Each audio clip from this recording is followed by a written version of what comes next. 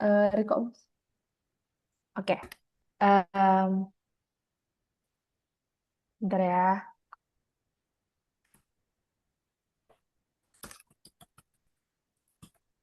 Kita mulai dari pertanyaan yang pertama. Nah, di TEDAL itu khususnya di Kaula, jurusan TI 24 ya.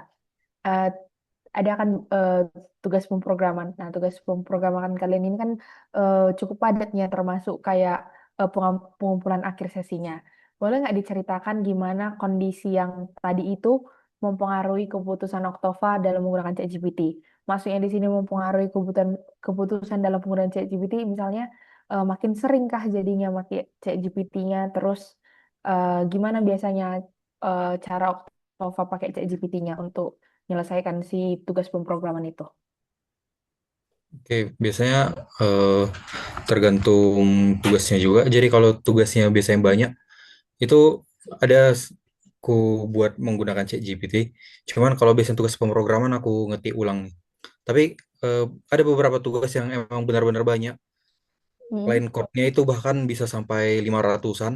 Jadi itu menurutku nggak mungkin lah diketik manual, apalagi harus dibuat laporannya.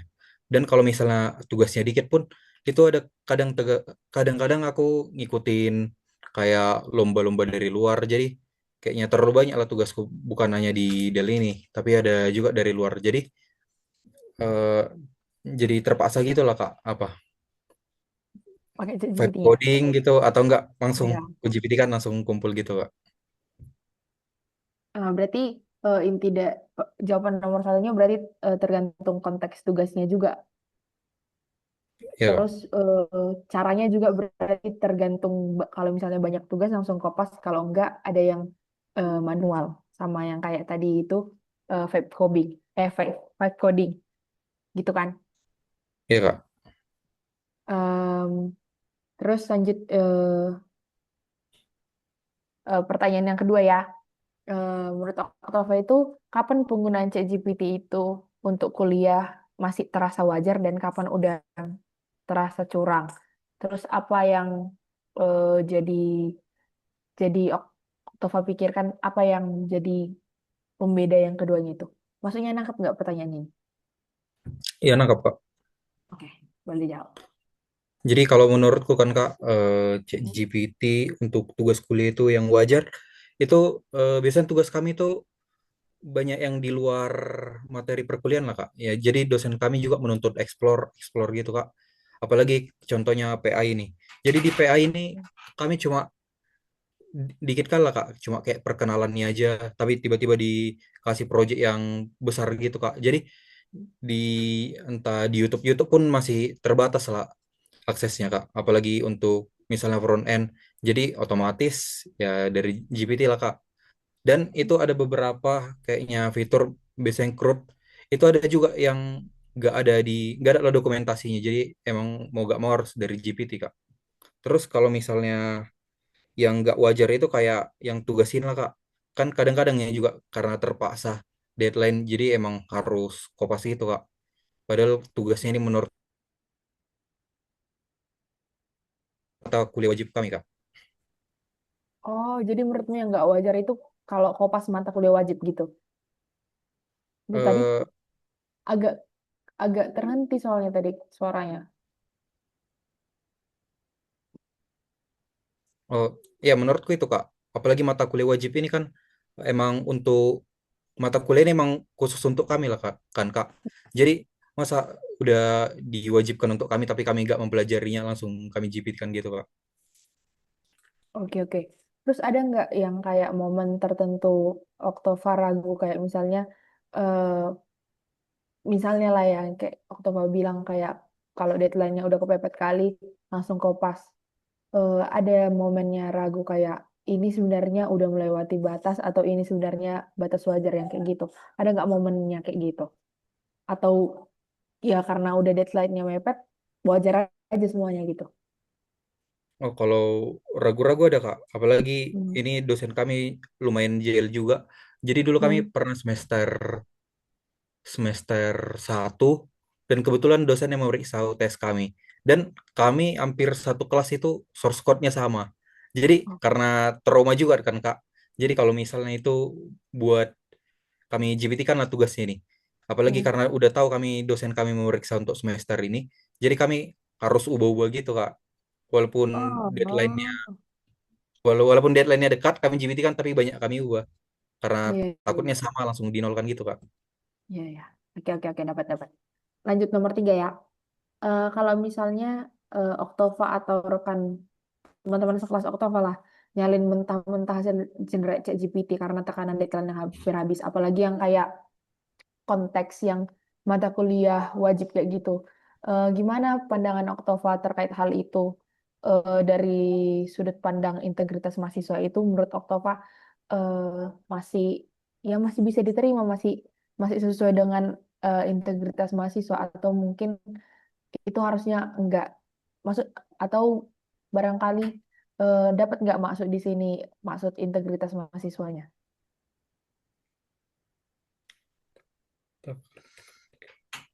nomor 3. Hmm, Integritas. Menurutku kalau menyalin mentah-mentah itu nggak bagus lah kan Kak. Apalagi misalnya ini dari ChatGPT.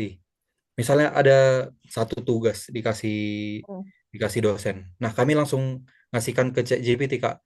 Kan otomatis outputnya itu besar kemungkinan sama kan, Kak. Jadi Ya, kami pun mahasiswa ini lumayan lumayan tahu juga lah kan, Kak. Jadi kami sengaja lah kami beda-beda prom kami walaupun soalnya sama, cuma beda-beda prom kami hmm. biar hasilnya beda, Kak. Cuman ya menurutku emang nggak bagus sih, Kak. Karena apa? Karena langsung di GPT kan cuma kalau emang deadline-nya hampir habis mau gak mau emang harus dibuat Kak. Jadi kalau misalnya deadline-nya hampir habis, itu menurutmu eh, masih belum melanggar integritas atau tetap melanggar integritas? Tetap melanggar integritas Kak, karena itu emang udah plagiat. Iya betul betul betul. Terus kalau misalnya pasti nggak tahu sih aku pernah atau pernah nggak langsung yang ngumpul kopas kayak gitu, langsung kumpul kopas yang kayak gitu, nggak yang kayak tadi lah yang oh berarti pernah lah nggak sih yang source code yang hampir satu kelas sama itu atau Oh kau itu nggak ikut? source source code itu kebetulan kami kenanya karena ini Kak, itu kan dari cutting kami. Nah, cutting kami itu Oh, mengirimkan source code yang dikasih dosen ini. Jadi kami hmm. submit source code yang dibuat dosen kami, jadi otomatis ketahuan Kak. Kau sendiri pernah nggak yang kayak kopas langsung full yang kayak dari ChatGPT gitu atau enggak? Kalau misalnya codingan enggak, karena biasanya kalau codingan itu bahasa dari kelasnya aja udah nampak kali GPT-nya Kak. Apalagi kalau misalnya laporan. Jadi laporannya itu kayak biasanya chat GPT kan ngasih dalam bentuk poin.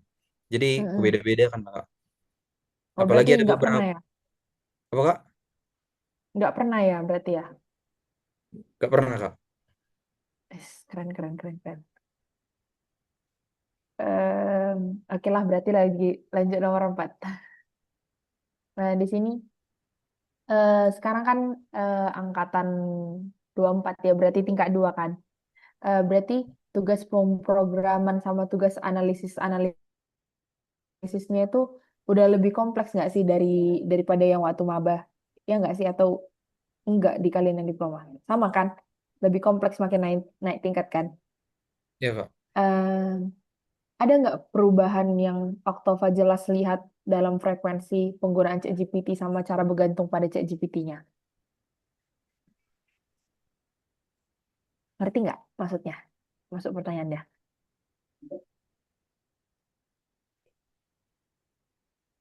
Ini cuma chat GPT Kak atau ada AI yang lain? Khusus sama ChatGPT. Khusus sama chat GPT.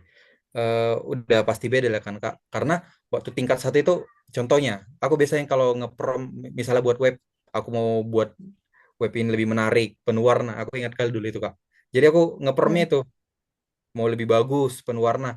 Tapi makin naik Oke. tingkat, makin lama itu ngepromnya kayaknya per kelas-kelas gitu lah Kak. Jadi aku kayak dari misalnya ini ada dikasih 10 tugas. Jadi aku kalau misalnya ngasih ke ChatGPT nggak langsung 10 tugasnya itu langsung ku suruh kerjakan Kak. Jadi ku tanya dulu untuk satu tugas dari soal pertama, terus dijabarkan lagi, terus langsung kesimpulan dari soal pertama itu Kak. Jadi kalau misalnya aku langsung minta ke 10 jawabannya itu biasanya itu nggak akurat lah Kak, dan itu pun ringkas-ringkas. Jadi menurutku emang harus satu-satu gitu Kak, dibagi-bagi makin kecil. Hmm.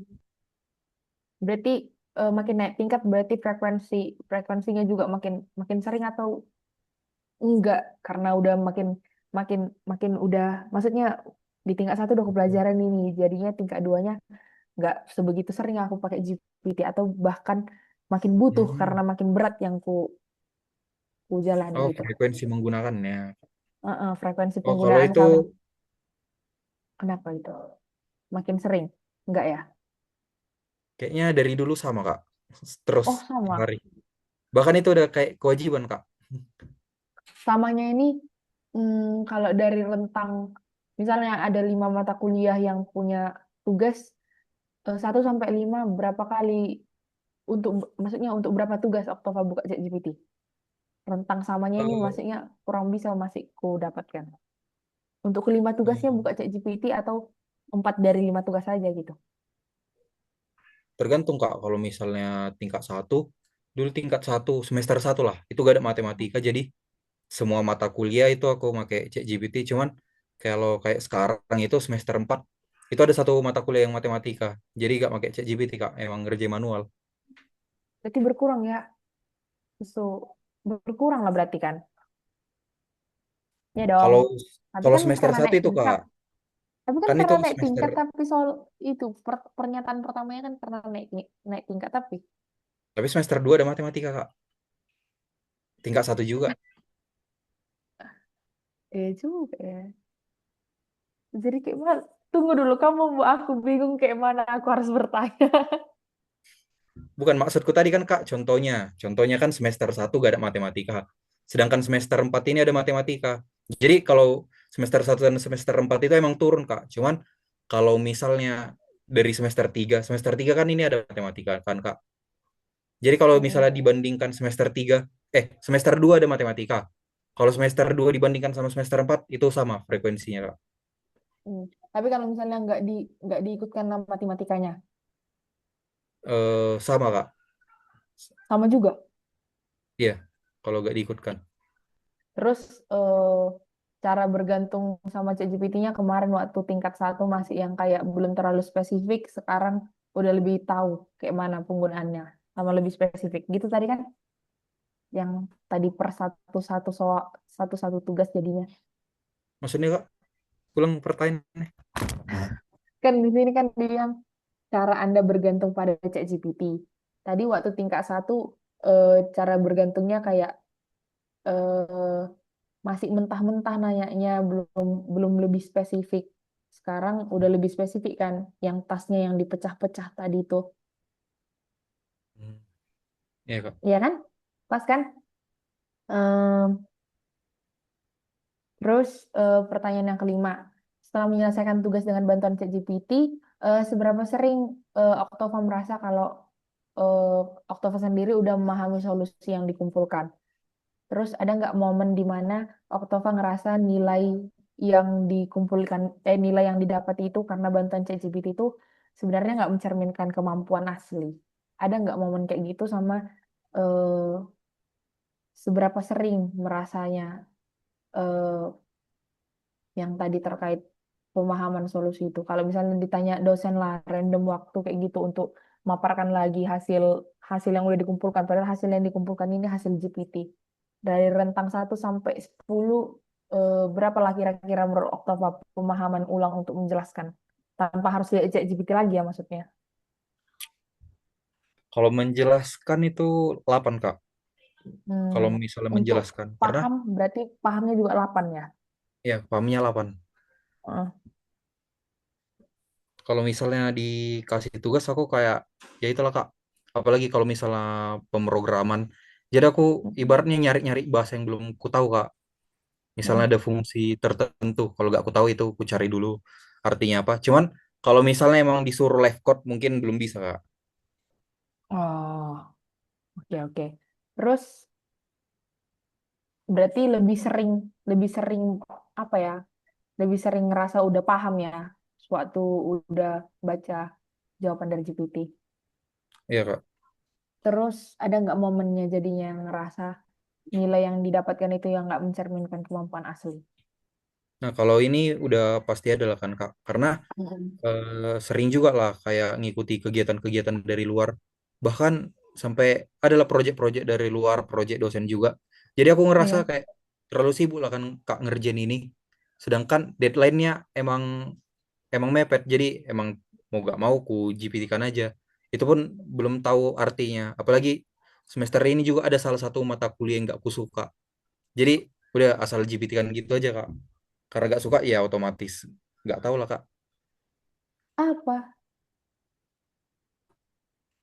Matkul apa? PKPL. Apa tuh, Dek? Pengujian kualitas keamanan perangkat lunak. Oh, kayak web testing itu enggak ya, beda? eh ada tes case gitu sih Kak. Cuma agak aneh aja rasaku ada kayak dikasih ribuan file gitu di tes errornya apa yang sama, ada output yang Oh, sama. Agak bingung ribuan aja. file, Apalagi, apa Kak? ribuan file memang. Iya Kak. Jadi Gila karena juga ya. emang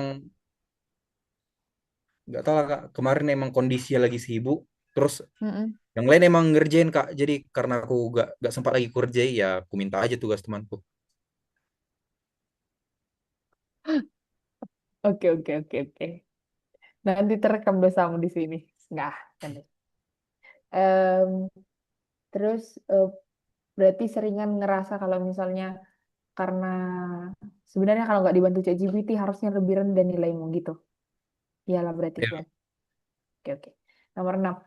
Di kelasmu sendiri lah, Dek, di TI 24 kan. Gimana biasanya sikap teman-teman terhadap penggunaan ChatGPT untuk tugas? Eh, terus ada nggak misalnya kesepakatan kalian dalam penggunaan ChatGPT? Semisal kayak kalau kita pakai ChatGPT jangan nampak watermarknya, atau mungkin kayak kalau misalnya kau minta hasil promku, kau harus parafrase lagi gitu-gitu. Ada nggak kayak gitu? Ini maksudnya sikap umum penggunaan ChatGPT gimana Kak? Misalnya kayak temenmu lah, adalah tugas. Dia pakai ChatGPT betul-betul yang langsung, bahkan kayak untuk membaca pun belum, tapi langsung dedikasinya ChatGPT kayak gitu. Gimana biasanya sikap teman-teman yang kayak wajar, misalnya teman sekelas menganggap itu wajar, atau mungkin kayak kok kau nggak baca soalnya dulu kayak gitu. Oh, berarti oh kalau di kelasku kan Kak, emang adalah beberapa Mm-mm. beberapa orang yang langsung kopas. Dan itu menurutku gak wajar Kak. Karena Hmm, eh, gimana Kak? Dosen kami kan kadang juga meriksa semua. Jadi ibaratnya itu langsung kena ke sekelas lah, bukan ke satu-satu orang lagi. Jadi itu menurutku gak wajar Kak. Jadi kalau misalnya emang kalau ChatGPT ya udah parafrase aja lagi. kalau misalnya menurut teman-teman yang lain itu wajar nggak? Atau jangan-jangan cuman kau ternyata manusia normal, yang lainnya mungkin kurang, atau gimana? Ya, ya pasti gak wajar Kak. Soalnya contohnya aja Kak. Kalau misalnya kami eh, kalau misalnya kami buat tugas, kan ada yang bisanya itu kan Kak, tiap poin ada tanda panah. Jadi kami ubah Iya. tanda panahnya kayak gini Kak, yang itu, Oh, yang iya, di iya, chat iya, itu. iya. Jadi kan di keyboard laptop ini gak ada tanda panah. Jadi kami Oh, ubah oh, kayak gitu Kak, betul. biar gak nampak kali lah, Mm-mm. gitu Kak. Great, great, great, Dan great. kalau Yang norma gak kesepakatan tadi ada tertulis, nggak? apa Kak? Norma ini kesepakatannya ini maksudnya. Yang kesepakatan tadi ada nggak? Kalau kesepakatan sebenarnya nggak ada sih Kak, kami bilang. Cuma menurut kami itulah Kak. Jadi semisal pun Hmm. emang pakai ChatGPT, emang pintar-pintar lah para frasenya Kak. Apalagi contohnya kayak gini yang panah ini, biar gak nampak kali. Iya. Terus kalau misalnya ada teman yang ketahuan kopas, mentah-mentah, yang kayak ketahuan terus dikasih tahu sama dosen diumumkan di grup kelas itu, kayak mana biasanya reaksi teman-teman yang lain? Biasanya itu dikritiknya atau kayak ya udah dibiarin aja atau jadi dinasehatin atau gimana biasanya respon teman-teman? Oh, selama ini belum pernah sih Kak, Kak apa langsung dibilang dosen kalau mengenai Atau itu. mungkin yang kayak ketahuan kali lah pakai ChatGPT-nya. Gimana respon Oh, teman-teman kalau ke kalian? ini sebenarnya agak dikritik, cuma jadi bahan omongan lah Kak. Jadi kebetulan Oh, contohnya di proyek kami JPA ini. mm-mm, Jadi itu kan webnya ada di deploy. mm-mm.